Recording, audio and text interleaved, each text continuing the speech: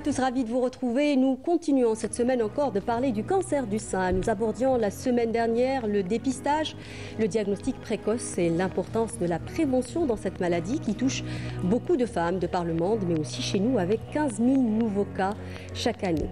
Nous nous intéressons ce soir à un autre aspect de prise en charge, en l'occurrence la reconstruction mammaire et l'accompagnement psychologique, voire psychosocial des malades confrontés au cancer après un diagnostic qui vient carrément bouleverser leur existence. Comment dépister la détresse psychique chez les personnes souffrant d'un cancer? Comment les aider à accepter leur maladie, mais surtout continuer à se battre, car la vie est une motivation. Voilà en gros le propos que je vous propose ce soir, et pour en parler, j'ai l'énorme plaisir de recevoir ce soir Madame Farah Ouyed Fatiha. Vous êtes notre témoin ce soir. Bonsoir. Vous avez souffert d'un cancer et vous êtes en rémission. Oui, j'espère que j'ai tout laissé derrière moi. Ça a été un long parcours, mais j'espère que j'arrive au bout du chemin, j'espère. On l'espère aussi. Voilà. J'ai également le grand plaisir de recevoir Madame Nadera Ourlis. Nadera Ourlis, vous êtes oncopsychologue à la direction de santé de Béjaïa. Bonsoir. Bonsoir. Merci à vous deux. Je rappelle que vous êtes venus de Tizi Ouzou et vous de Béjaïa. Merci à vous deux d'avoir fait le déplacement. J'ai également l'énorme plaisir de recevoir professeur Nourdine Benziden. Vous êtes chef de service de chirurgie générale à l'hôpital de Kouba. Vous êtes spécialiste du sein. Bonsoir. Bonsoir, ravi d'être parmi vous.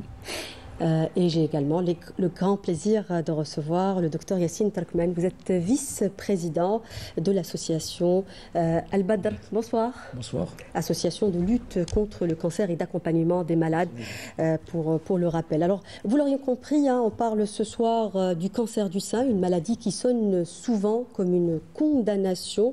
Et pourtant, ça n'a pas été forcément votre cas, Fatiha. On verra que vous êtes une femme courage. Vous me disiez que si vous participez à cette émission, c'est justement pour donner aux femmes l'envie de se battre.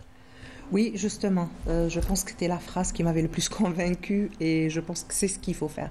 Parce que quand on a ce genre de maladie, la première des choses, c'est qu'on cherche un profil qui peut nous rassurer. On cherche quelqu'un qui a eu on va avoir le même parcours que lui et qui aura une réponse positive, qui aura un bon retour, qui va nous rassurer. Parce que les malades, on les voit tous les jours, la maladie, on entend parler tous les jours, elle est dramatisée, elle est vraiment... on la met dans ce côté. Oui, d'ailleurs on dit souvent hadak al-mard. Tout le monde dit la même chose. Qu'ils soient instruits ou non, les gens n'osent pas en parler. Et pourtant, c'est un mot qu'il faut démystifier. Donc la première des choses quand on est malade, c'est de chercher et d'aller chercher partout, de chercher une information, un espoir aussi, c'est un espoir, moi je le prends comme ça, de gens qui vont vous dire, moi ça fait 10 ans, moi ça fait 15 ans, moi ça fait 20 ans, ces mots-là rassurent. Donc on a besoin d'exemples de gens qui vont témoigner, parce que les gens vont vous raconter que l'histoire de celui qui a souffert et qui a eu de malchance, de mauvaise expérience, il y a beaucoup de choses, c'est un chemin qui est jonché de beaucoup de difficultés et tout. Donc nous, on est à la recherche. Donc le jour où j'ai entendu des femmes me dire t'inquiète pas, moi ça fait 10 ans, moi ça fait 15 ans, moi on m'a enlevé même une cote et tout, maintenant ça fait 15 ans que je suis en rémission. Que je vis tout extraordinaire. Oui. J'ai marié mes enfants, j'ai eu ma vie, j'ai voyagé. Donc ces mots-là, ces témoignages-là, on en a besoin. Donc j'espère pouvoir faire la même chose. Merci beaucoup en tout cas d'être là, parce que là, par votre geste, vous cassez un grand tabou. Vous dites démystifier. Moi, je pense que vous êtes allé au-delà de la démystification. Je rappelle que vous êtes photographe. Vous avez même immortalisé des moments, on dirait même, qui abattent et qui plongent dans la déprime. Est-ce que ça a été pour vous une façon justement d'accepter la maladie? Oui, c'était une manière aussi de continuer à vivre. J'avais un métier, j'avais une passion, j'avais une vie comme tout le monde. Et puis, brutalement, brusquement, en une fraction de seconde, mon monde a changé. Donc, j'avais deux choix. Soit faire comme tout le monde et déprimer et être angoissé tout le temps et devenir quelqu'un d'autre. Parce que pour beaucoup de gens, on devient quelqu'un d'autre. Moi, j'ai voulu continuer à être...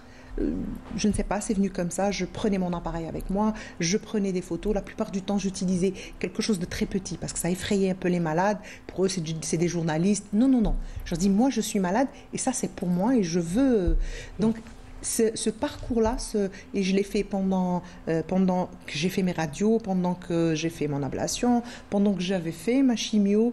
Et ça vous a aidé à surmonter ces moments? Ça m'a permis de continuer à vivre. C'était une manière de dire oui, je suis encore là, j'existe. Parce que c'était ça ma personnalité. J'ai un travail, j'ai une passion. Donc il fallait vivre avec ça, pas avec la maladie. Parce que la maladie devait être pas secondaire, mais du moins pas être au centre de ma vie. Oui. Alors l'acceptation de la maladie, disons-le, est un moment très important dans le processus de prise en charge, voire la guérison. Comment y arriver finalement ?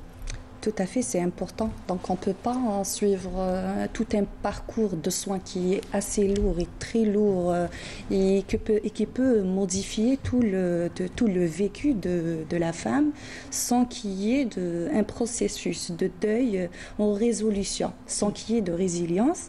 Donc c'est à partir de là que le psycho-oncologue ou le psychologue qui travaille au service de ces patientes atteintes de cancer intervient spécialement dès le début du parcours de soins. Donc on va dire dès l'annonce médicale où c'est toute une équipe pluridisciplinaire qui est mobilisée autour de ces patientes. Donc, le rôle du psychologue, parmi ses rôles justement, c'est l'accompagnement dans ce processus de deuil.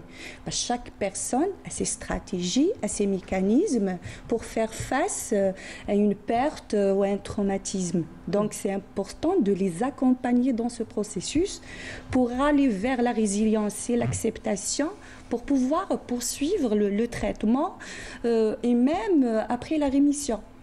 Donc, c'est beaucoup plus, je pense, qu'il est important qu'il y ait avec l'équipe des soins, avec les soins en parallèle des soins institutionnels, ce qu'on appelle les soins de support oncologique qui se présentent dans un groupe pluridisciplinaire, une coordination des différents soins, donc d'un psychologue, d'un diététicien, d'un kinésithérapeute, pour prévenir toutes ces persécutions que peut avoir le cancer sur le vécu de la personne. De la personne, absolument.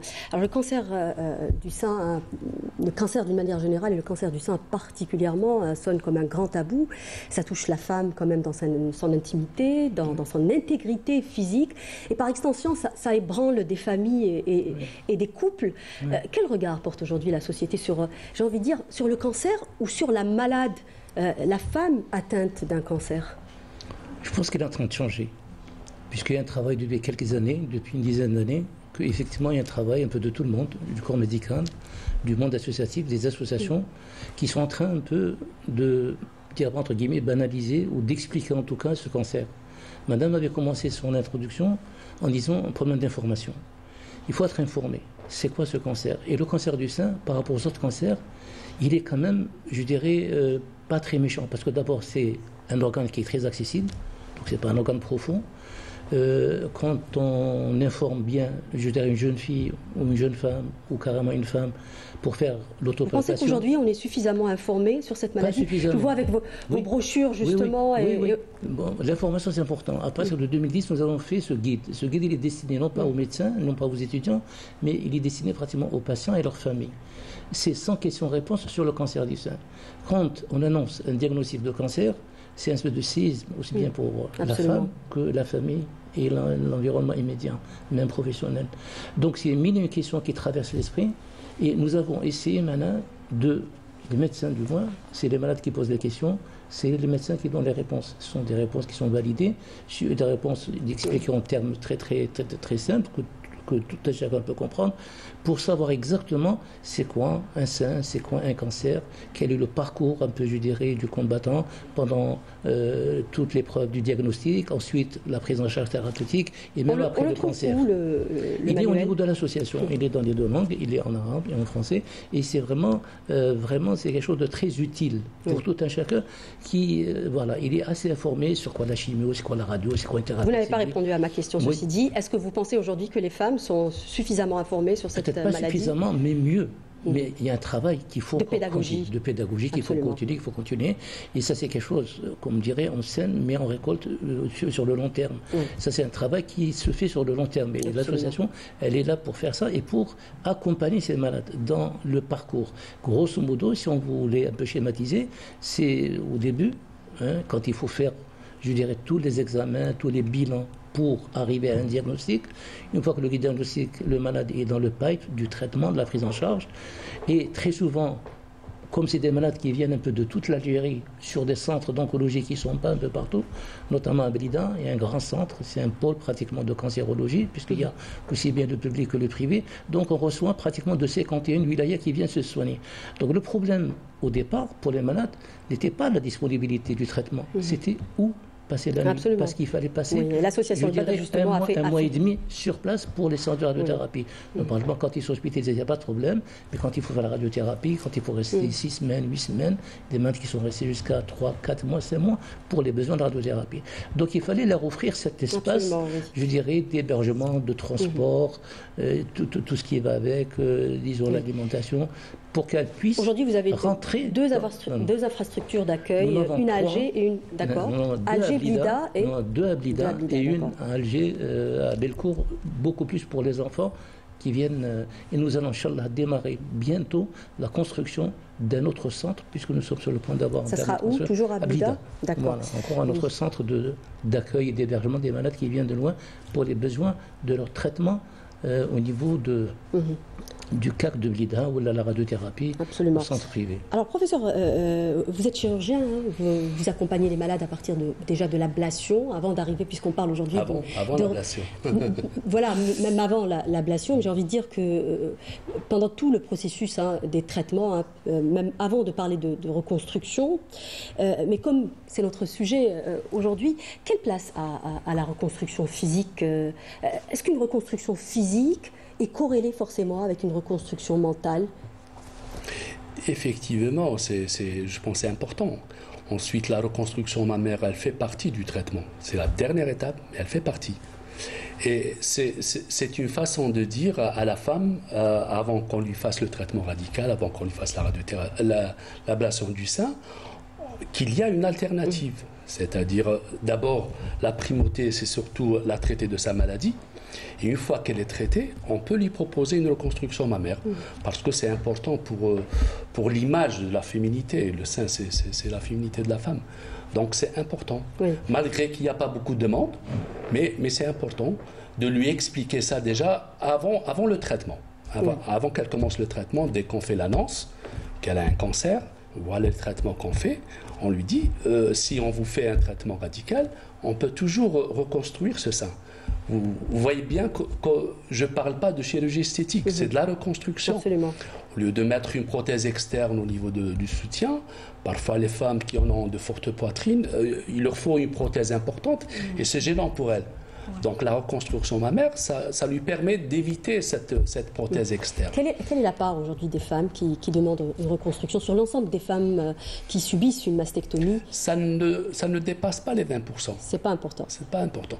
Alors déjà l'acceptation du traitement, lorsqu'on leur explique la maladie et la portée du traitement ou la finalité de cette maladie si on ne traite pas, elles acceptent le traitement chirurgical. Plus souvent, elles acceptent. Ce sont rares les malades qui ont ce déni-là et qui refusent. Dans ma carrière, j'ai eu 1 ou 2 malades qui sont laissés mourir sans vouloir traiter. Mais le plus souvent, on arrive à les convaincre. Lorsqu'on est là, on leur dit, surtout le médecin, il est là, il lui dit, tu as ça, tu as un cancer. Moi, je leur dis que je leur fais toucher du doigt la maladie. Comme ça, elle ne va pas se dire que c'est quelque chose de banal. Donc, c'est pour la stimuler à adhérer au traitement. Tu as une maladie grave, c'est une maladie grave, mais on peut la traiter. Absolument. À condition que vous soyez, que vous adhérez au traitement. Oui.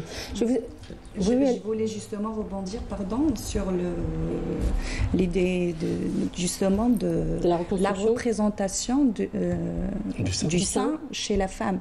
Donc comme étant un organe sexuel qui joue un rôle très important dans la vie conjugale de la femme. C'est la première crainte de la femme, le refus du mari. Donc c'est à partir de là, justement, il parlait de l'information. Donc le rôle du psychologue ici intervient ici dans un dispositif, un deuxième dispositif d'annonce où il récupère les informations transmises par le médecin traitant et justement motive la patiente pour se faire traiter et continuer les soins pour faire face à ses craintes. Parce que là, c'est la grande problématique. Est-ce que vous faites accompagner, justement, si vous permettez, Madame Orlis, est-ce que vous êtes accompagnée par des psychologues, justement, parce que vous avez là parlé où je suis, non. De l'annonce, oui. Là où je suis, non. Mais lorsqu'on était au CPMC, on avait des psychologues. Dans les centres anti-cancer, il y a souvent des oncopsychologues. Ça reste un luxe quand même, l'accès à un accompagnement psychologique. Moi, j'ai toujours dit le premier psychologue, surtout Flanance et tout ça, c'est le médecin traitant. Évidemment. Parce que le médecin traitant, il est là, il lui offre une alternative. Je lui dis que tu as un cancer, mais je suis là pour te traiter et pour t'accompagner. Oui. Donc, elle arrive à accepter mieux.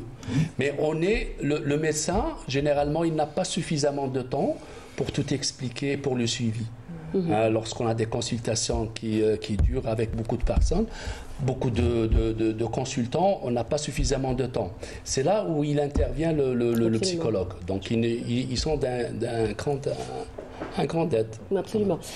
J'ai envie de vous poser la même question. Oui. C'est un luxe aujourd'hui, l'accès justement à l'accompagnement psychologique, parce qu'on voit quand même dans beaucoup de centres, on n'a pas cette facilité d'être accompagné psychologiquement. Je tiens juste à préciser que depuis vous êtes dans la formation justement.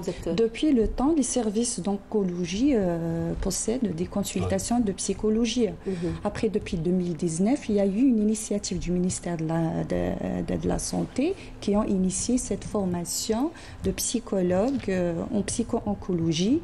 Donc, on est un groupe de 24 psychologues, psycho-oncologues, formateurs nationaux. On a démarré déjà des sessions de formation au profit du psychologue qui interviennent auprès des personnes atteintes de cancer. Après, si on parle de l'annonce médicale, bien sûr, le médecin traitant est le mieux placé pour transmettre les informations adaptées aux patients. Après, s'il y a un besoin... Idéalement, il est accompagné par un psychologue. Parce que sans oublier la détresse, voilà, parce qu'on ne connaît pas la réaction du malade, comment il va... Mais après, je pense qu'aujourd'hui, des efforts sont faits, vous faites de la formation, vous formez des oncopsychologues, mais ça reste malheureusement insuffisant pour le nombre de malades que nous avons. Je vais vous inviter, messieurs, dames, justement, à regarder un reportage justement qui revient sur ce mois d'Octobre Rose, dédié à juste titre à la prévention de cette maladie. Il s'agit d'une journée d'information justement qui a eu lieu à l'hôpital de Bab-el-Oued. C'est un reportage signé Faria Al-Hamdi. Regardez. Dans le cadre de la sensibilisation, le centre hospitalo-universitaire de Bab-el-Oued a organisé une journée d'information et de sensibilisation sur le dépistage et la prise en charge du cancer du sein. Nous faisons des dépistages pour toutes les femmes qui ont plus de 40 ans et même on essaye de discuter un peu pour avancer ce dépistage à 35 ans parce qu'en Algérie, nous avons quand même la plus grande série mondiale de cancer du sein et grossesse. Ça veut dire que nos femmes font des cancers très jeunes. Donc, on va essayer de faire très tôt. Beaucoup pensent que la mammographie n'est pas nécessaire chez les femmes qui sont jeunes parce que c'est un sein qui est dense. Beaucoup de gynécologues leur disent que ça ne sert à rien. En fait, non. Il y a des lésions qu'on peut voir qu'à la mammographie et même sur des seins denses. Notre participation en tant qu'anesthésiste réanimateur, c'est de prendre en charge la douleur pendant l'anesthésie sur le plan anesthésique. C'est de prendre en charge évidemment l'anesthésie. Aujourd'hui, nous avons de nouvelles techniques. On n'endort plus le malade complètement, mais on fait de l'anesthésie locale-régionale. C'est une anesthésie qui a d'un grand intérêt parce qu'elle permettrait très probablement de diminuer le risque de métastase.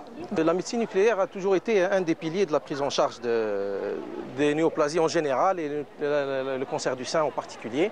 Donc elle intervient à un stade précoce, c'est-à-dire déjà pas au stade de dépistage, mais après, donc pour poser le diagnostic, surtout à la recherche de localisation secondaire en matière de scintigraphie osseuse. Mais ces dernières années, on veut arriver de nouvelles technologies, notamment le PET scan, qui a amélioré encore la précision et l'exactitude des diagnostics.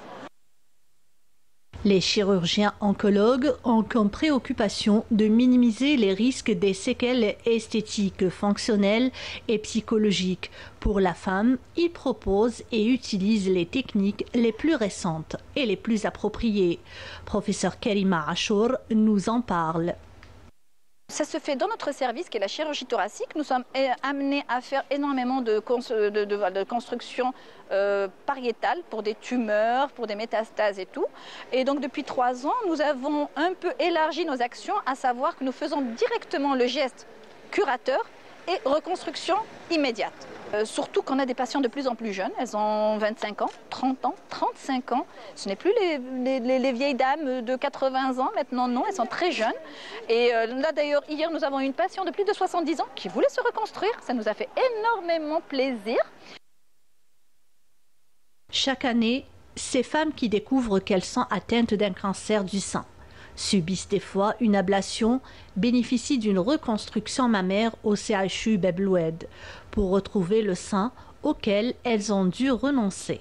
Pour vaincre la maladie, ces femmes peuvent choisir entre plusieurs techniques. Je fais appel aux patientes pour qu'elles se prennent en charge par elles-mêmes. Ceci veut dire que les femmes qui ont plus de 40 ans, il faut qu'elles consultent sans même qu'elles aient quoi que ce soit pour aller faire cette mammographie de dépistage. Par cette mammographie, elle peut être révélatrice de pas mal de choses. Il ne faut pas attendre que la malade ait une boule qui dépasse l'entendement pour qu'elle consulte, pour qu'elle s'inquiète. Faites-vous dépister, on ne cessera jamais de répéter que le dépistage peut sauver des vies. Oui, effectivement, le dépistage peut sauver des vies et aujourd'hui, justement, on est sur un cas d'une patiente, exemple, qui s'en est sortie, justement, qui a vaincu un cancer. Alors, on disait au tout début de cette émission que le cancer est une épreuve pour le malade, mais aussi pour sa famille. Vous avez préféré, Fatiha, de prendre sur vous. Vous avez caché votre maladie. Vous n'avez pas dit à votre famille, je parle de vos enfants particulièrement. Oui. Il s'est passé que cette année-là était particulière. Mes enfants étaient en examen et tout, donc je ne voulais pas les perturber. Ça servait de toute façon à rien. Donc j'ai un peu différé l'annonce. Je ne voulais pas leur dire. Et puis il faut dire que je n'avais pas eu le courage de leur dire. Je me disais, bon, il y en avait qui étaient quand même assez grands pour comprendre. Donc je ne voulais pas qu'ils voient le pire, le côté le plus... Voilà, parce que c'est au moment où... Vous y êtes arrivé ? C'est pas moi qui l'ai fait, c'est leur père. Et j'ai pas eu ce courage. Non, je veux dire le fait de le cacher. Vous êtes arrivé à cacher votre maladie, c'est pas évident. Ce n'était pas du tout évident, parce qu'il fallait pas pleurer, il fallait pas faire la tête, il fallait rester un peu naturel. C'était pas évident, mais il fallait rester naturel. Il y avait des moments où je m'enfermais, il y avait des moments où je sortais pour ne pas être à la maison. Il fallait faire sortir, donc c'était des moments d'évasion, parce qu'il fallait fuir leur regard, il fallait fuir les entendre rigoler à la maison, ça me faisait mal, parce que je me dis, comment je vais effacer ça, parce que pour moi, ça allait partir, ça n'allait pas revenir. Mais il fallait, ce moment, on ne peut pas le repousser trop longtemps, parce qu'il y a une chirurgie, comme il a dit le docteur, il y a une chirurgie, il y a quelque chose qui est très lourd que vous ne pouvez pas cacher. Donc, vous êtes obligé de l'annoncer. Le moment, comment le faire, il faut se faire assister aussi, parce que les enfants, chacun a son caractère. D'ailleurs, je vais vous dire, j'ai les 2 autres, ils ont pris sur eux. La petite n'avait pas très très bien compris. Bon, c'est un petit bobo que maman va enlever et tout, ça va, c'est tout. Mais les 2 grands, l'un des 2, il n'avait rien dit. Il n'avait rien dit pendant des jours. Et puis un jour, j'ai décidé, il me dit, son père, il faut que tu le prennes en charge, il faut que tu lui parles. Donc je le prends, je sors avec lui, on arrive à un endroit, je lui paye, il aimait bien prendre du thé et tout, il se prend un thé, et je lui dis, tu n'as rien à me dire. Il m'a regardé, il a fait de grands yeux globuleux comme ça et tout, il a de grands yeux et tout, il a eu une buée, de grosses larmes comme ça, il me dit, maman, tu vas mourir. Donc ce moment-là, je pense que ça a été le moment le plus dur de toute ma maladie. Je lui ai dit, tu sais, j'ai mis quelques secondes, j'ai pas pu parler tout de suite. Je lui ai dit, écoute, écoute mon chéri, mais on ne meurt pas parce qu'on a une maladie, on meurt parce qu'on ne se soigne pas, on meurt... Mais qui t'a dit ça? On a dit que maman était malade, c'est tout.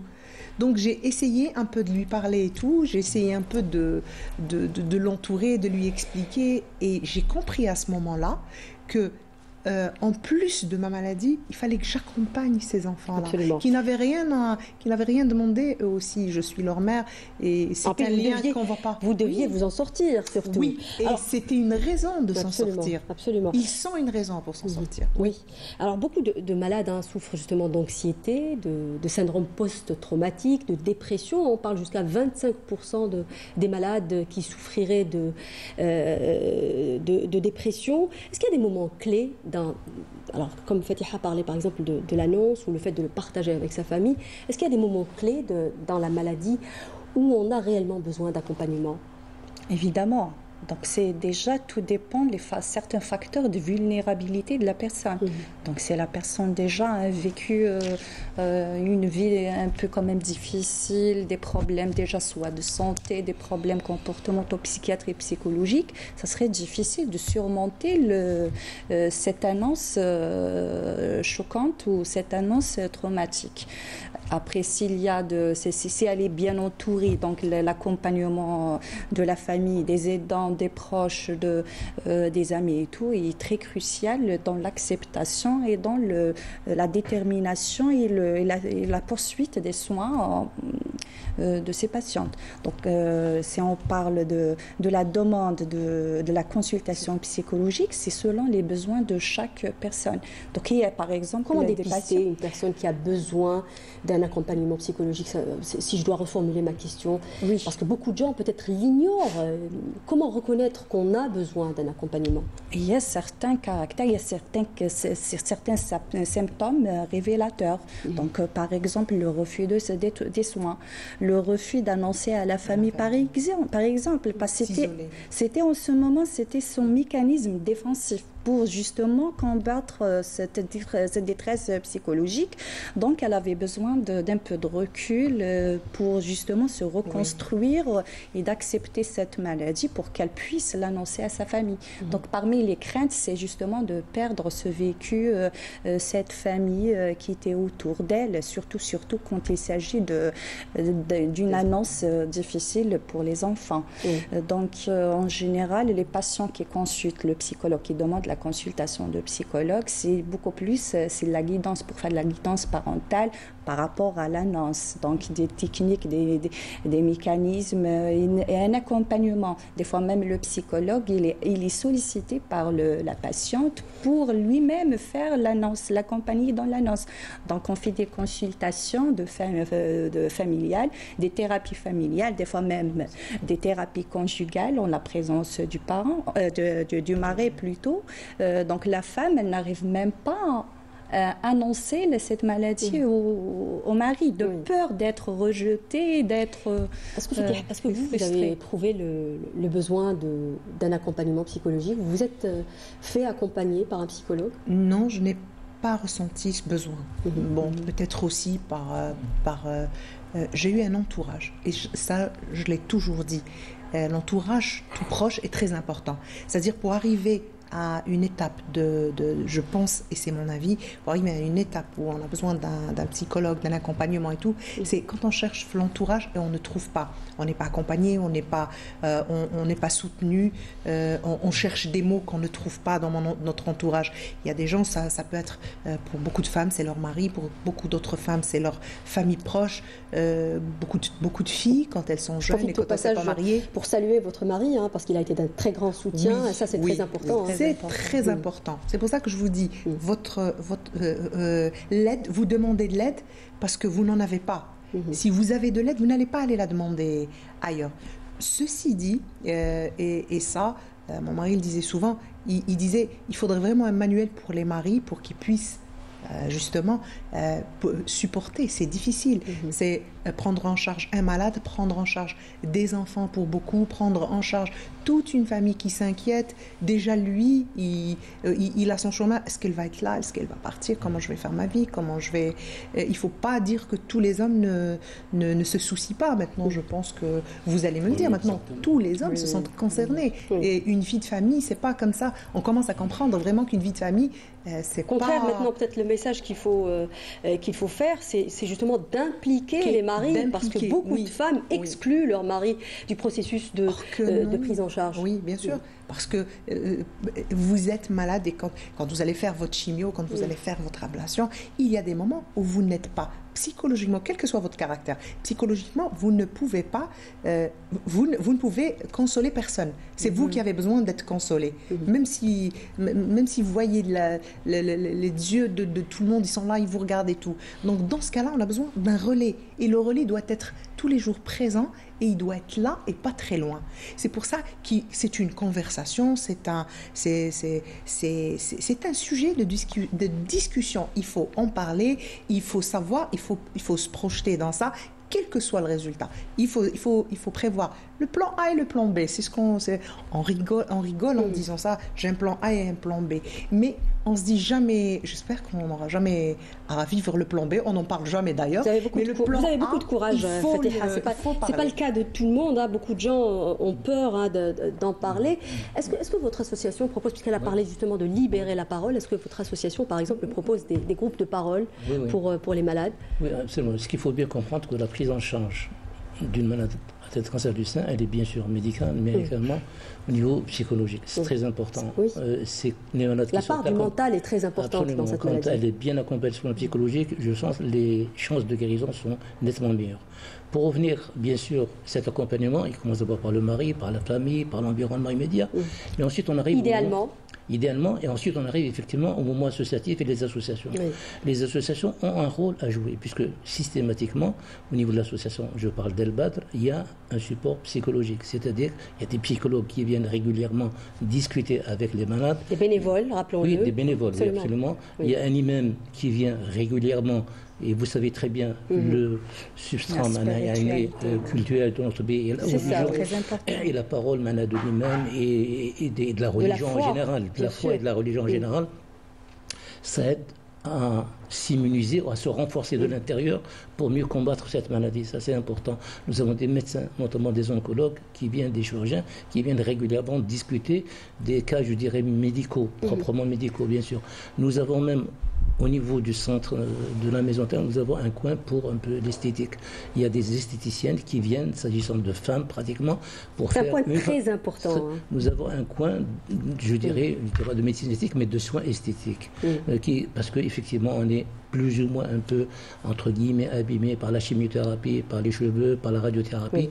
Donc il y a des soins et c'est très important pour une femme. Alors pour un groupe de parole, il y a des groupes de parole et c'est important parce que le groupe de parole, c'est un lieu d'échange. C'est des malades qui échangent, comme on l'a bien dit.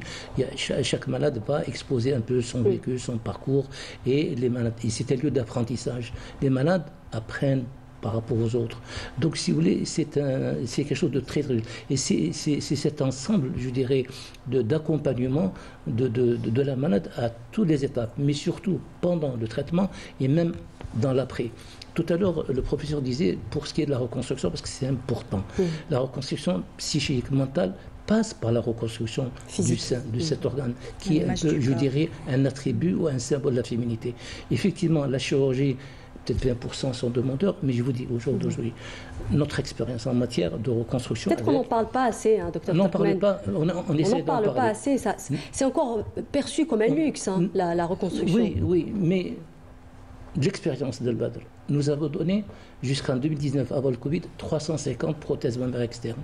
Nous avons une liste d'attente de 1000 malades qui attendent des prothèses mammaires externes. Si on pouvait maintenant les donner, je pense qu'il y aurait... Donc, la femme a besoin maintenant, je dirais, pour elle-même, pour se construire elle-même, et vis-à-vis du regard qui est parfois Je pense que ça vous parle, hein, Fatiha, parce que qui est parfois dur, le regard des autres. Absolument. Par rapport à une femme. Vous me disiez que c'était très important pendant votre maladie d'être belle, que votre rouge à lèvres était très important. Oui. Alors, déjà, c'est ce que je dis toujours. Vous êtes là, vous arrivez, vous êtes en forme et tout, et plus vous faites de la chimio, plus vous êtes malade. Vous perdez vos cheveux, vos cils, vos sourcils, et vous changez complètement, et vous avez un visage atypique. Et là, vous vous regardez tous les jours vous amoindrir. Donc vous dites non, on essaye. Maintenant, c'est génial. Je vois des femmes qui se mettent des cils artificiels. Absolument. Maintenant, on peut se tracer les sourcils. Des perruques pour celles qui... même le crâne rasé, je pense que ça fait un look aussi. Oui, vous avez préféré garder... Et moi, j'ai préféré garder ça. Peut-être parce que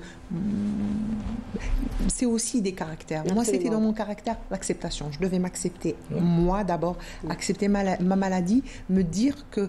Et puis, c'était important de me faire accepter. S'accepter soi, c'est aussi... affronter le regard des autres. Parce vous n'avez jamais été stigmatisée, vous marchez dans la rue avec le crâne rasé. Eh bien, croyez-moi, je tiens, peut-être c'est des gens que j'ai rencontrés que je ne connais même pas, que je ne remercierai jamais assez. Ils passent et les mots étaient magnifiques. Bon rétablissement, bravo pour votre courage. Ça a donné beaucoup. Il y a une dame, elle m'a dit... Respect. Que si c'était... Oui, elle m'a dit respect, madame. Moi, peut-être que je n'aurais pas pu le faire, mais vous me donnez du courage. Elle n'était pas malade, mais ça a permis aux gens de voir que la maladie existe, elle est là, de le rappeler. Peut-être qu'une femme, je me dis, s'il y a une femme qui m'a vue comme ça, qui est allée consulter, elle a eu peur, elle est allée faire sa mammographie, c'est que j'ai bien porté mon crâne rasé. Donc, c'est aussi pour ça.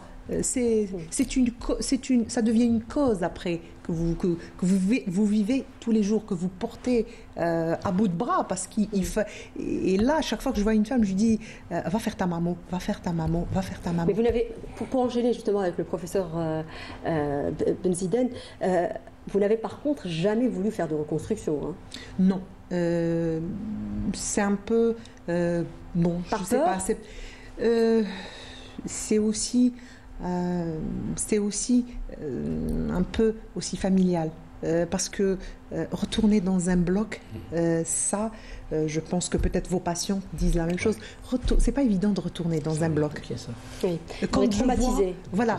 Et vous savez, les médecins me disent toujours, est-ce que tu as fait une reconstruction? Non. Et il y avait un des médecins que je consultais qui rigolait, me disait, écoute, regarde, tu as des femmes qui retaillent, qui resculptent leur corps. Toi, tu vas le réparer, c'est différent. Et c'est vrai que c'est des mots qui sont réconfortants et tout. Pour l'instant, je ne passe pas cette étape parce que je me dis... Ça fait combien d'années? Ça fait 4 ans, donc je me dis c'est encore très frais, c'est encore très délicat. Donc on va peut-être encore attendre, peut-être que je franchirai ce pas. Peut-être que moi, je me dis, je n'ai rien à prouver à personne, mais je dis pour beaucoup de femmes, peut-être que pour leurs compagnons, pour leur mari, pour elles-mêmes, oui. Parce qu'on fait aussi, attention, c'est ceux qui vous soutiennent le plus, ceux qui vous aiment le plus, ceux qui sont tous les jours avec vous tous les jours, que ce soit vos parents, que ce soit vos amis, que ce soit toutes ces personnes qui sont là, surtout le conjoint. Donc de temps en temps, et la plupart du temps, vous vous dites, rien que pour lui, je vais le faire. Donc, je pense que peut-être qu'il faut chercher ce courage-là d'aller, de dépasser tout ça, de se dire, oui, je vais aller le faire. Oui. Pour moi et pour ceux qui me... Vous voulez intervenir, docteur Takouani? Regarde la société. Effectivement, on est entouré, le mari et la famille ne voient pas effectivement ceci comme étant quelque chose d'un handicap, mais il y a tout le reste de la société qui peut effectivement motiver une femme à ce qu'elle se construise. C'est pour ça qu'on met des prothèses toute la journée. Oui, absolument. Justement, pour revenir juste au cas de Madame Fatiha Farah, elle a parlé de 4 ans. Quand proposer une reconstruction mammaire? À quel moment? La reconstruction mammaire, généralement, on l'a fait après la radiothérapie. On sait, lorsqu'on fait la radiothérapie, il faut attendre 8 mois jusqu'à 1 année après pour penser à faire de de la reconstruction mammaire pour éviter les problèmes secondaires de cette radiothérapie qui peut donner des complications à la reconstruction. Donc à chaque fois où il y a un traitement adjuvant, c'est-à-dire un traitement secondaire qui va accompagner la chirurgie, on attend. D'où l'intérêt de faire le dépistage pour découvrir la maladie tôt et faire la reconstruction mammaire immédiate. Tout à l'heure, on a parlé de la... On a parlé ça dans le reportage, justement. Voilà. En fin de compte, la reconstruction mammaire, c'est l'acceptation. Une fois la femme, elle accepte sa maladie et son entourage l'accepte comme elle est, ça y est. Elle n'a plus besoin de reconstruction mammaire. Elle te dit, ça va, parce que le traitement du cancer mammaire, du cancer du sein, il est lent. Oui. On est fatigué quand on arrive à la... Exactement. C'est ça. Il y a le bloc. Ensuite, le traitement, il dure 6 mois. C'est ça. Minimum 6 mois, avec chirurgie, chimiothérapie, radiothérapie. Parfois, c'est plus long. C'est très long. Vous êtes toujours sous traitement. Oui, elle en a marre de l'hôpital. Donc, si tu lui dis, classe. Avant, c'est vrai qu'elle te dit, je vais perdre mon sein, comment je vais faire, comment ma famille va m'accepter. Mais une fois qu'elle est acceptée, qu'elle est soutenue par sa famille, ça y est, classe. Le courage, il lui revient. Alors vous avez dit tout à l'heure 20% demandent une reconstruction mammaire. Alors pour les autres 80, qu'est-ce qu'on peut leur dire pour les rassurer justement? Peut-être parce qu'il y a des idées pré-reçues, qu'on peut récidiver et que cette reconstruction peut gêner par exemple. Moi je leur dis rien du tout. Si la malade elle s'accepte, elle accepte son corps comme elle est, elle n'a pas à faire de reconstruction mammaire.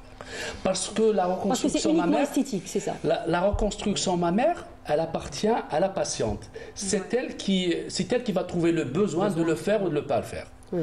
Donc on ne les force pas, on leur dit que ça existe et dès qu'elle est prête, elle veut la faire, on est là pour la suivre, pour l'accompagner.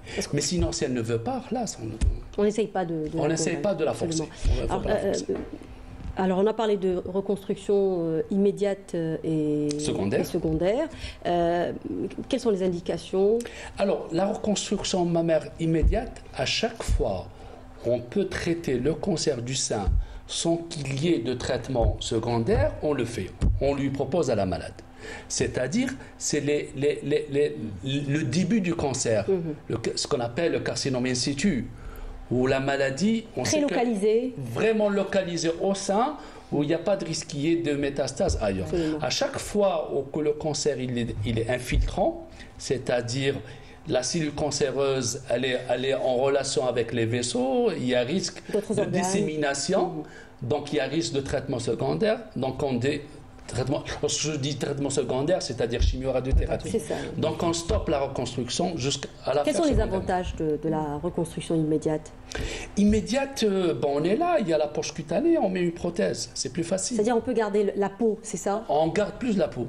Mais lorsque on opère, pour faire une reconstruction secondaire, on ne peut pas laisser beaucoup de peau. Lorsqu'on laisse beaucoup de peau, ça devient ratatiné comme ça et c'est inesthétique. La femme, généralement, elle n'a pas, elle n'aime pas ça. Elle aime bien les cicatrices bien claires, bien nettes. Oui. Voilà. Oui. Mais c'est surtout de l'acceptation. Dès que la femme elle est acceptée, parce que le premier problème, c'est le traitement de la maladie, c'est ça qui l'inquiète le plus. Le deuxième problème, c'est l'acceptation de son entourage. Comment est-ce que mon mari va m'accepter, ma famille, comment je vais faire et tout ça. Mais dès que ça rentre dans sa tête, ça y est. C'est bon. Alors pour revenir encore sur l'aspect technique, on parle de 2 techniques aujourd'hui. Alors les prothèses et on parle aussi de la technique autologue, c'est ça? Prothétique et autologue. Exactement. Alors la reconstruction mammaire, on ne parle pas de chirurgie esthétique, c'est de la reconstruction mammaire. C'est ça. Hein? Donc on essaie de ramener un volume. On essaie de ramener un volume là où on l'a enlevé. On a fait une amputation, donc il y a un vide. On essaie de ramener ce volume-là. Ce volume, il est formé de chair, bien de prothèse, avec une peau qui la couvre. Donc tout dépend de l'aspect de la patiente, du sein contralatéral. Donc le premier geste, c'est ramener du volume.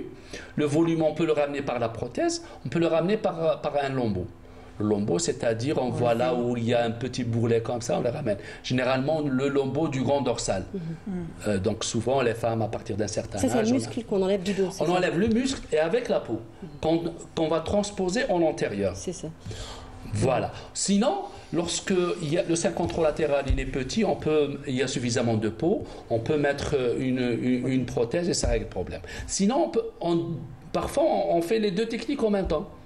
Donc tout dépend de l'aspect de la femme, du sein contralatéral et de ce qu'a la patiente. Oui, absolument. Mais il faut juste rappeler que ça n'a rien à voir, c'est-à-dire ça ne gêne pas en cas de récidive. Ni la reconstruction mammaire, ni elle est à l'origine de la récidive, ni elle va entraver le suivi et le contrôle le suivi de la malade au cours post-traitement. Donc c'est un plus pour la malade. Et on le fait pour la malade, on laisse la malade, on lui explique et c'est à elle de le... Voilà, c'est son choix, c'est à elle de le demander. Alors vous disiez, Fatiha, justement qu'il est impossible pour vous de retourner au bloc. Oui, c'est très difficile. C'est inévitable de tomber finalement dans un syndrome post-traumatique. Est-ce que ça vous arrive, j'ai envie de dire, de revivre certains moments aujourd'hui, de ressasser peut-être certaines pensées? Ou alors tout ça est derrière vous aujourd'hui? Non, on garde ça. Et d'ailleurs, je pense que c'est notre instinct aussi pour nous protéger. Parce que si vous vous dites, ça y est, c'est fini, c'est terminé, la maladie, elle est derrière moi et tout. Vous ne faites pas correctement vos contrôles, vous n'allez pas faire vos radios, vous allez traîner, vous allez oublier ça veut dire qu'il faut rester tout le temps vigilant, du moins vigilante. Parce que pourquoi? Vous avez des contrôles, c'est pas évident, vous les avez très rapprochés, mais si vous ne les prenez pas au sérieux, c'est pour ça qu'on vous donne, on vous dit 2 ans vous vous rassurez, 5 ans c'est encore mieux, 10 ans c'est l'idéal. Donc s'il y a ces indications-là, si les médecins vous parlent de ça, c'est parce qu'il faut rester tout le temps très très très vigilante, parce que là vous faites vos suivis, vous vous surveillez et vous êtes 1000 fois plus comment je veux dire, on est plus, on doit faire attention à nous plus que d'autres, parce qu'on a déjà eu cette maladie. On n'est pas à l'abri. On n'est pas à l'abri. On n'est pas à l'abri. Voilà. Ça peut arriver à n'importe qui, et même quand on sort de cette maladie, même quand on la dépasse dans le temps, ce n'est pas fini. C'est un combat. C'est pour ça qu'on appelle ça un combat contre une maladie. Souvent, les malades me posent la question, elles me disent, est-ce que docteur, je suis guéri? Je leur dis, je ne peux pas vous signer sur une... Est-ce qu'on parle de guérison, justement? Est-ce qu'on parle de guérison dans le cas du cancer? On parle de guérison, mais on a parfois des surprises. Ouais. Des malades 10 ans, 20 ans après qui reviennent pour une récidive. Donc, je ne dis jamais à ma patiente de les tuer guéris à 100%. Je lui laisse toujours l'épée de Damoclès. Oui, docteur Topman. De toute façon, en général, en matière de cancer, on considère guéri quand on a survécu 5 années. Grosso modo comme ça. Mais maintenant, il y a des survies de plus en plus longues en matière, notamment cancer du sein. Ça, c'est clair. L'après-cancer, disons, le cancer ne s'arrête pas à la fin du traitement. Il y a l'après-cancer. L'après-cancer, c'est toute une vie, ou du moins pendant très longtemps, où il faut effectivement faire les contrôles médicaux. Ça, c'est très important. La mammographie chaque année.